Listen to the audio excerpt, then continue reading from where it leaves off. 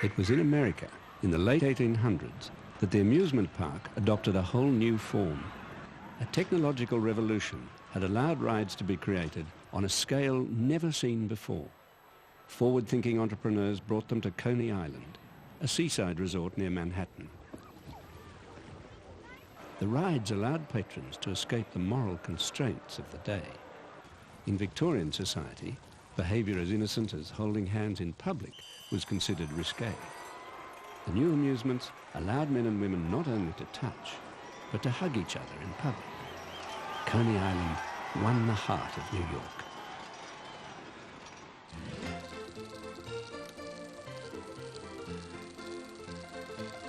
Always looking for new ways to bring in the crowd, the entrepreneurs at Coney Island introduced another new invention, cinema. In 1902, the world's first science fiction film, A Trip to the Moon, instantly caught the public's imagination. The concept of space travel also captured the imagination of two men, Frederick Thompson and Elmer "Skip" Dundee.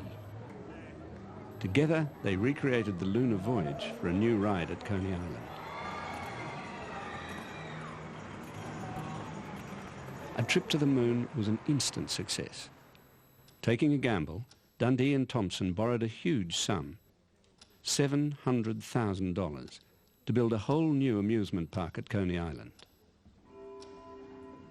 The designs for the new park were to be an absolute departure from the architectural style of the day, and they would set the standard for fun fairs around the world for many years to come. Thompson's philosophy was to get emotional excitement into the very air. He said, one must dare to decorate a minaret with Renaissance detail, or to jumble Romanesque with Art Nouveau, always keeping the line constantly varied, roping and moving. It was a big departure from staid Victorian ideas. Dundee and Thompson named their new park Luna, after their successful moon ride. It would showcase the newest rides and latest technology, starting with $250,000 of Thomas Edison's new invention, the electric light. On the opening night in 1903, 45,000 people stood in awe as New York's newest playground burst into life. Called the City of Fire, the new electric lights sparkled 30 miles out to sea. Thomas Edison himself shot this film of his lights at Luna Park. No funfair ever received so much acclaim from the press and public. By opening night, Dundee and Thompson had only $11 left between them, but their risk paid off. Within 6 weeks, they repaid their $700,000 debt, and by the end of the season, they were wealthy men.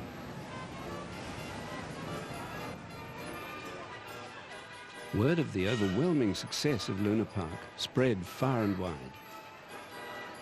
Luna Parks began to mushroom all over the world, and it wasn't long before moon madness reached as far as Australia's shores.